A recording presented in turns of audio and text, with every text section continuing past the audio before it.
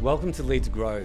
About $10,000 to $20,000 per employee per year is lost due to poor leadership, communication, and clarity. And there's two major initiatives that exist in a lot of businesses where there's common misalignment. One is your strategy, and two is your incentive scheme. The point around that is that a lot of effort goes into developing the strategy, far more than what goes into communicating the strategy. And so that's when we talk about leadership communication, that's the gap. But hey, at least the food was good at the 2-day strategic planning offsite. Know your person, have a further discussion, and help set them out for success. Help set yourself for success too. Don't look for confirmation, look for understanding.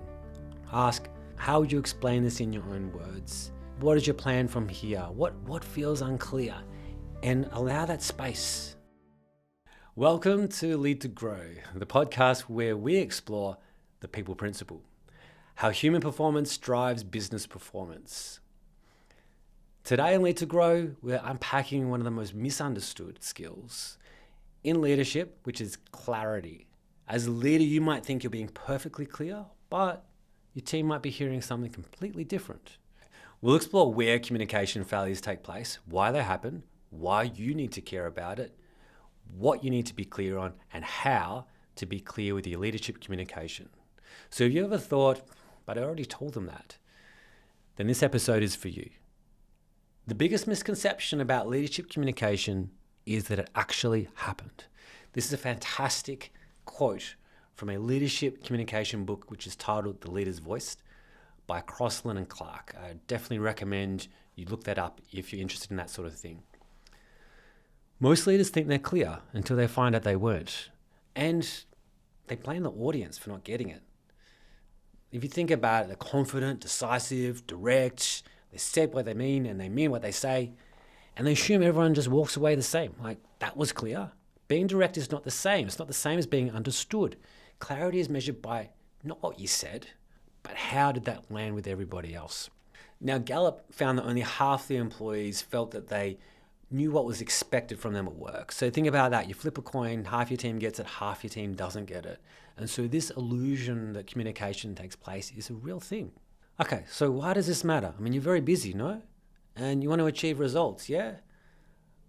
Think of all the waste that takes place every single day because people are not clear. I'm going to list a few, and I hope I don't raise your blood pressure too much with this list, but I got to do it. So let's go. 2 people working on the same task when it only requires one, or no one's working on a task that's actually needed. You've got employees prioritizing the wrong activities, the wrong outcomes, just working on the wrong things. Some people having zero focus on the strategy and possibly going in the wrong direction, working against the strategy. Spending money in the wrong places, not spending money where you're meant to be spending, where it could be really, really valuable. The old process, people still doing the old process, procedure, and policy. You know, the one that we said 8 months ago that we were tired, that we're not meant to be doing it? How about those rumors? You know, that one where it's like, I think people they're going to be a bit of restructure. They're going to make redundancies. Oh, goodness, we're all going to lose our jobs. I know there's going to be redundancies for everybody. Giving customers incorrect information or making crazy promises that are destined to be broken. Not making decisions that are needed, making the wrong decisions, making decisions without consulting the right people. How about this one? Employees sitting there, just thinking about a task, just thinking about it for about 40 minutes, and going, I'm just going to put that to one side, and then doing nothing with it. Okay, we're nearly there. We're at the meeting that happens after the meeting, so about the meeting, after the meeting, talking about how confusing that first meeting was. Has that ever happened? Okay, I'll stop. All right, I think you get the point, and I think that's enough to think about. But to finish off, is there research out there that says this? And I actually looked through a fair few, and I'm not going to go through all of them here. However, a lot of them found things like email mistakes, safety instances, people wasting time. All of these things come up, and some of the studies look at it, about $10,000 to $20,000 per employee per year is lost due to poor leadership, communication, and clarity. So whichever way you look at it, it matters. And it's something that if you don't work on, you're going to be losing money, opportunities, productivity, and possibly staff. All right, so where does it show up? And it's time for a Simpsons reference. So there is a scene in an old episode, one of those really old ones, the one with Mr. Burns and the baseball rings. And he recruits all these professionals so he can win the nuclear power plant softball competition. And there's this one player, he goes, shave those sideburns. And he's so angry. And so the player shaves it, and then he goes, shave those sideburns. And he shaves like the whole side of his head, and it's still wrong. And he goes, you're off the team. And the guy's like, ah. And the guy had a mustache. And so I think Mr. Burns was talking about his mustache. And so if you think about that's leadership miscommunication in a nutshell. It's like you're using a word that you think makes sense to the other person, but they're thinking something else, or they're hearing something else. And it doesn't matter who's right or who's wrong. It's just that you're talking about something and they're hearing something else. And so if you have one of those situations where you're like, I explained it 5 times, what's going on here? That could be your Mr. Burns moment. All right. Now, let's talk about another thing that comes up. So, initiative. This is a day-to-day sort of thing where people go, and we want people to take initiative, yeah? That's what we want, right? Take initiative. Yeah. And we're like, yeah, okay, we'll take initiative. But there's a couple of problems there. First of all, if people don't have guardrails, if there's a bit of fear, like the last person who took initiative, they got roasted, right? So it's really risky to take initiative here. So I don't know, what am I allowed to do? What am I not allowed to do? Now, the second thing is, and this may boggle the mind for some people, what does initiative actually mean in this context? I can tell you a few hundred years ago when I used to work in hospitality, I was told take initiative and I didn't know what it meant. And then someone said, well, when it's quiet, get those wine glasses over there, get that tablecloth and polish them so they're not dusty. Now, for a 19-year-old who doesn't drink wine, who doesn't know about interiors and aesthetics so much, I didn't know. Once someone explained it, though, it's like, oh, okay, yeah, that's what you should do, and I did it. And so just being clear, putting in that effort and not living in the world of should helps you. The world of should is like people should know. They should know what initiative is. Well, that doesn't help. If you live in the world of is, that means you can stop and think, hey, I'm just going to explain it to people. Now, a few more just to illustrate the point. And there's 2 major initiatives that exist in a lot of businesses where there's common misalignment. 1 is your strategy, and 2 is your incentive scheme. Shock horror, these could be problems. Now, let's talk about strategy first. So the way it works is leaders, they spend months crafting this plan. They go to an offsite, they have a pack, they go back and forward, discuss amongst themselves, come up with this brilliant strategy. And then they go to present it to the staff. And they have some images and a PowerPoint pack and that sort of thing. And to the staff, it's like coming in halfway through a movie and going, okay, I'm trying to pick this up. I don't really know who that person is, that character, and that sort of thing. You know, when you're kind of just on your phone, you don't watch the start of a movie, which you should. Don't do that, by the way. But that's what happens. And you're like, oh, I don't know what's going on. So this is what happens. And so when you're presenting your strategy, you're using words, you might have an image, and you have this rich tapestry of knowledge and images, and you know what those words mean and so you're talking about it like there's this vibrant color in your mind, and all they can see are the words and the pictures and that sort of thing. It's the first time, and they haven't been able to pull it apart and bring it back together and really go, what is this thing? And then when you ask them, did that make sense? And they go, yeah, that was good. That's great. I really like that. They're not necessarily lying to you. It's like that's just they liked it. But if you ask them to present it back to you, can you present it back? I think there'll be a lot missing. And then what happens is that you present it once, and okay, strategy's out there. That was awesome. Off we go, and we go and deliver it. As time passes, we presented it once, they all said they got it. As time passes, the strategy starts to fade. It starts to just kind of go off into the distance. And what happens is, after the months and years, you ask people what the strategy is, what they'll do is they'll talk to you about the things that they do in their day-to-day job that they feel is valuable and that is good. And those things are valuable and good. So they'll say things like, our strategy is to deliver excellent service. Our strategy is to use our outstanding product knowledge to help the customer. The point around that is that a lot of effort goes into developing the strategy, far more than what goes into communicating the strategy. And so that's when we talk about leadership communication, that's the gap. But hey, at least the food was good at the 2-day strategic planning offsite. All right, now the second commonly found misaligned topic, unfortunately, is the incentive scheme. And let me explain what happens. And we're talking about a sales incentive scheme generally, although sometimes there are non-sales staff who are on such schemes. And it's not to say there aren't some incentive schemes that are simple and easily understood. I'm not going to delve into incentive schemes too much here. That's for another episode. There are a lot of pitfalls even with the simple ones. But today's about leadership communication. So let me focus on that. And what happens is that this incentive scheme is created and there's a spreadsheet. And we go, okay, we want to reward them for these things. And it starts off simple. But then we go, hang on a second, what about those things as well? We need to encapsulate that. And a lot of business leaders are very numerically minded, or if they have someone in the senior team who can do that, and they build this amazing spreadsheet, which if you're in the 99th percentile of numerical reasoning and properly advanced Excel skills, then maybe you get it. But for the people who need to understand it, if you were to ask them, hey, can you explain it to me on the back of an envelope? And every commission scheme should be able to be explained on the back of an envelope. Can you do that? Again, you'll probably be bitterly disappointed. And what happens in a lot of these cases is that the salespeople, they don't tell you, they don't say, I don't get it, because they don't want to feel silly or what have you.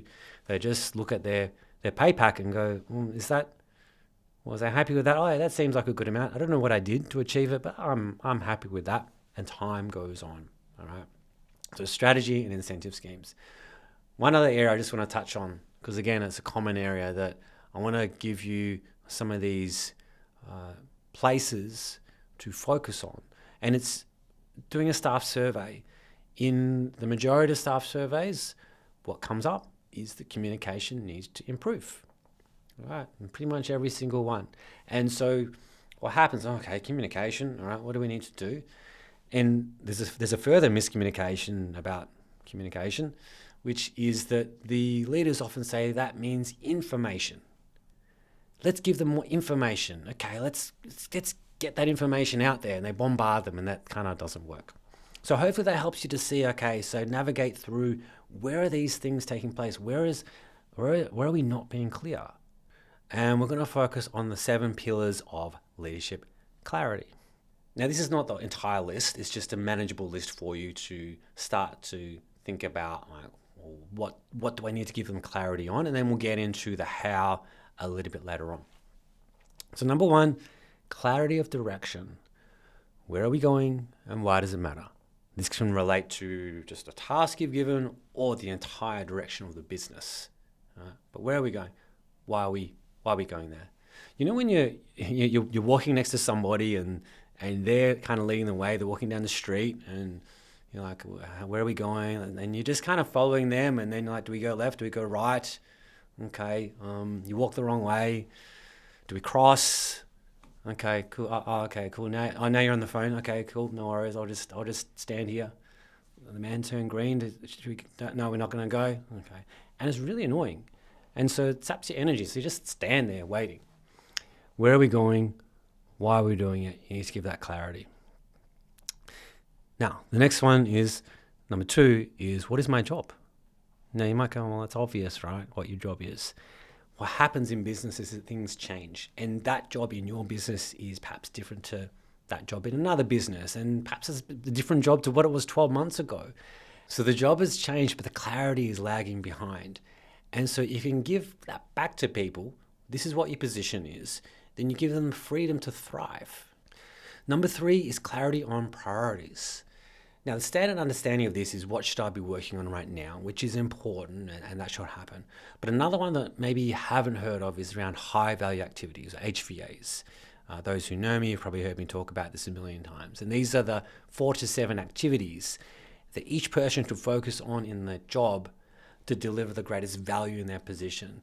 And in my experience, in a lot of cases, it's not being defined. Where should I focus? What should I do on a regular basis to deliver the best value?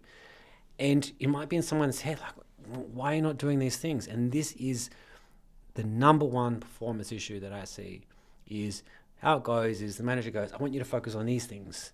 And the employee goes, oh no, I've got these things to do. Oh no, I really want you to do this. And they're focusing on what they like to do. And so getting to a point where we're actually working with them on these are your HVAs, let's talk about how we can get them into your calendar. So it's not just about saying once, that's what you need to focus on. It's actually how you define them properly. How do you know when they've happened? How does a person get it into place? If you can solve that, you're going to be ahead of the pack in terms of clarity around where people should spend their time. Okay, now speaking of performance, number 4 is clarity on performance expectations. So this is the outcomes that need to be achieved. And why this is so unclear is because most jobs are very difficult to provide objective and measurable KPIs for. Even some sales positions, you might think, oh, those are easy, just about the number.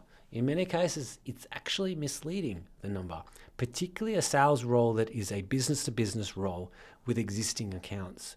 What you can find is that the salesperson of the year, 1 year, they could be on performance management the next year. So it's the same person, they've done similar things. What were the actual performance measures? And that's in some of the sales roles, let alone some of the more qualitative positions. Now, number 5 is clarity of communication and behavior. Companies may have values, they may even have sets of behaviors, and it's written down, okay. But what does it actually look like at work? What does that mean to demonstrate that? And having a set and forget approach where it's like, just follow that is not enough. It's got to be part of the daily vernacular. It's got to be part of who we are, what we do. Otherwise, it just fades into the distance. Number 6 is clarity of development and growth. One of the most common reasons that people leave organizations who are seemingly happy is because of a lack of career development. And managers go, oh, why didn't they say anything? Maybe they did. Maybe they didn't. But we all know it's important to most people, right? So do they really need to say it? I feel like there's a bit of lag on this one because what companies provide in terms of clarity of career development is not yet where it needs to be. It's kind of like, and I feel like this will be a little bit like, you know, when sushi came into Australia, you know, a couple of decades ago, people were like, oh, what's this thing? And now it's just normal. I feel like that with career development, that it's something that managers still a little bit fearful of, to put something in writing, to make it crystal clear. But when you do that, it's energizing for the staff member, they know where they're going, and it helps the business. When you don't do that, I say, well, maybe I can go somewhere else. Okay, number 7 is clarity on the task itself. A common trap that happens with unclear task delegation is the boomerang task. So what it is the manager just flicks an email or a vague message and the task is given to their employee. And then what happens is the task comes back, that's the boomerang part, but now it's more urgent because it's just been sitting there for a week with no one working on it when you thought that they were. And if you had to just put a little bit more effort to set them up, if you had to put just a little bit more effort to set them up for the success from the start, that investment would pay back. So bringing this all together, and if these 7 pillars are strong, you start to reduce that guesswork. Anxiety comes down. People can just focus on the great work rather than trying to decode what you're talking about. And that is when we start to create the comfort of clarity. Okay, so we've talked about the why, where, and what. Now let's go into the how. Now here's the problem with clarity. Most leaders think that they are being really clear at the very moment that they're not actually being clear. So before we get into talking about how to be clear, there's a couple of situations or a couple of things I need to talk to you about as to not do. And the first one, not to do, is to go, any questions? I'm not saying to never say this, all right? So you can say this. What I mean is when you're saying this, it's like, any questions? And you're trying to get up to leave. Right? What you're actually saying is, I was very clear. trying to wrap this up, but if you weren't listening, let me know now and I can just repeat what I said. No one wants to be the person to prolong the meeting. So they nod. Well, no, it's kind of circle their head. Yeah, no, I'm okay. Yep. Now, let me give you a better version of that. If you really want to find out, say, hey, I know I've gone through a lot of content today. I imagine you've got a bunch of questions. Why don't you note down your top one or two? And I'm just going to fill up my water or get a cup of tea. I'll come back. Or just note those down. I'll just sit here and let's go through it. You will get questions for sure because you've asked for it and you've created space and you've acknowledged that it's likely that those questions will exist. Try that differently. So rather than saying, is that clear? What you can do is you can give people time to think about questions because often it's like, oh, is that clear? You've got questions. People weren't ready to answer your question. So you can say, hey, I'm going to pause for questions in a moment because I'm keen to hear from you what you want to know about. And then you just give one other point, which don't make it your major point, but just talk about something that buys a bit of time, okay? And then you get to the point, okay, what questions do you have? And you've given people that time to think about their questions, like, oh, what questions do I have? And then they go through it and you get questions. Okay, so the third thing is to not speak in assumptions. So things like, just be proactive. You need to step up. Just make sure this is high quality. In many cases, these are just the manager venting or just like kind of wishing. And sometimes the person knows what you're talking about, but probably those people were going to do that anyway. And so think about when you communicate, you have a finite amount of credits. And is that statement actually helping? So just say it's doing nothing for the other person, but it's doing something negative for you. Because what it's doing, and you use those credits, to go, I've said high quality, so I've told them. So you're actually tricking yourself by doing that. So don't say anything like that. Just say, do I need to say anything? And if I want to say something, is it going to be effective? The fourth thing I want to talk about to be mindful of and to not do is to ignore the power imbalance. So there is this concept about integrity, right? That you do what you say what you do. And for the record, I agree with that. Absolutely. And I think my team should do it.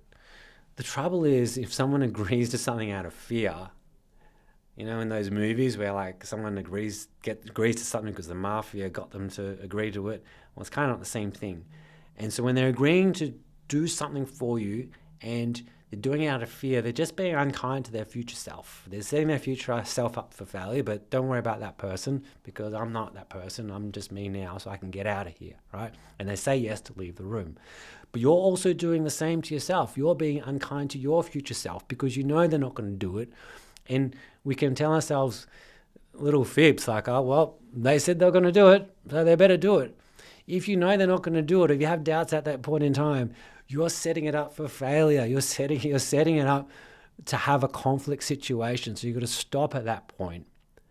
Know your person, have a further discussion, and help set them up for success. Help set yourself up for success too. All right, so how do you know you're actually being clear? It's not about being louder. It's not about being more direct or repeating yourself. It's actually taking responsibility for the other person's understanding. Now, my friends in finance, they have the 5 C's for credit assessment. So let's borrow that concept and have to have the 5 C's for communication clarity. It's clarity, consistency, color, connection, and curiosity. So number 1 is clarity. Say exactly what you mean. Know what message. What are the 1 to 2 or 3 points you want to say? What are the standards you expect? Get rid of the jargon, no fluff, no mixed messages. If you can't say it simply, then what are you saying? Now, this is easy for some leaders, and for the rest, maybe they need some work. But for those who find that easy, don't celebrate too soon because it's not enough on its own. You need the other 4, okay? All right, so number 2 is consistency. It's saying the same message in different ways on a consistent basis without shifting the goalpost or message. It's that repetition that makes it stick. Saying the same thing multiple times is helpful. Consistency will build trust, but mixed messages will destroy both. And think about all the different channels you can use, but make sure to keep that meaning aligned. It's got to make sense to people though. So let's go to number 3, which is color.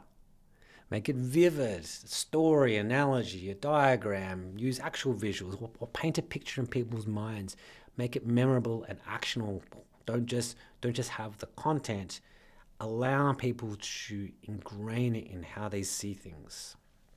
Number 4 is connection. The audience. Who is the audience? Shape it for them.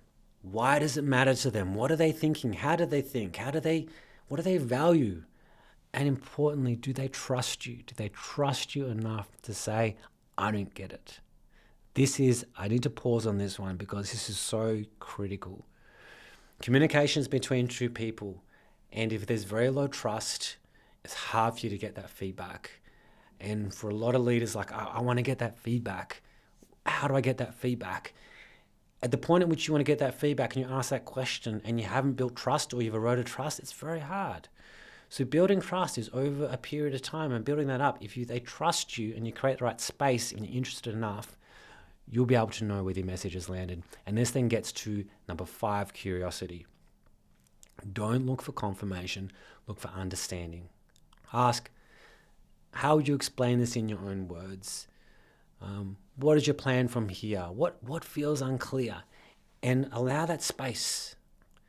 Someone might go, and this can take the bait where it's like, oh no, it's all fine. Is it really? So you really want to create that space for people. It's funny, I'm feeling a little bit vulnerable now because this is an episode on communication clarity. So I hope it's clear to you. But it is one of those things that if you don't feel a bit of that vulnerability, if you don't feel a bit of self-awareness, then your ego is taking over. And so all of us can benefit from reflecting and thinking about that topic. All right, let's summarize what we've gone through today. So the first thing is that most leaders think they're clear, but most are not as clear as they think. It's not about being direct. Being direct is not the same as being understood. Clarity is about how it lands, not how confidently you said it. Now, number 2, lack of clarity has a big impact. It's expensive. There's a lot of wasted effort, wrong priorities, rework, rumors, delays, 10 to 20 grand per person per year. I mean, it's people are just sitting there guessing. Now, number 3, clarity breaks down in familiar places. Your strategy, incentive scheme, expectations, priorities. And yes, all the take initiative, step up, be proactive type instructions, they really don't add much without context specificity. Number 4, there are 7 places that you need to be clear in. The direction of the company, of the tasks, people's roles in decision making, priorities, performance expectations, communication behavior, career development, and of course the task itself. And even if one of these is fuzzy, your team's going to feel it.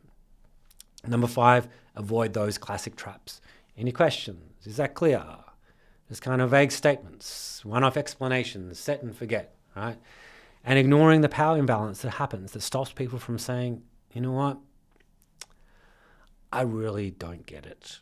Right? Number 6, use the 5 C's to actually be clear.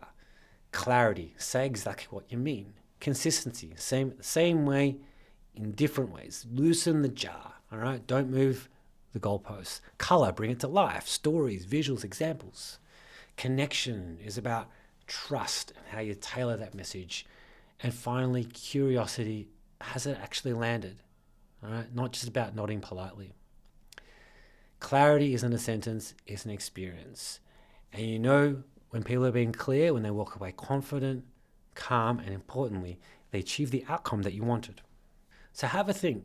Where in your business do you think that you've been clear, but perhaps haven't? Maybe it's a strategy, maybe it's a commission scheme, maybe it's priorities, taking initiative, whatever the case may be. Have a think about it, because clarity is kindness. It gives people calm. It's not about control. It's about confidence. That's enough thinking for today. I'll let you get back to it. Thanks for listening to Lead to Grow with me, Tommy Sim. If you enjoyed this episode, make sure to follow, subscribe, and hit the like button wherever you get your podcasts. And if you're on Apple Podcasts or Spotify, please leave a 5-star review. It really helps more leaders find this show. You can also watch the full episode on YouTube. Just search Lead to Grow with Inject. And don't forget to like, subscribe, and hit that bell so you never miss an episode. Thanks for joining me. See you next time.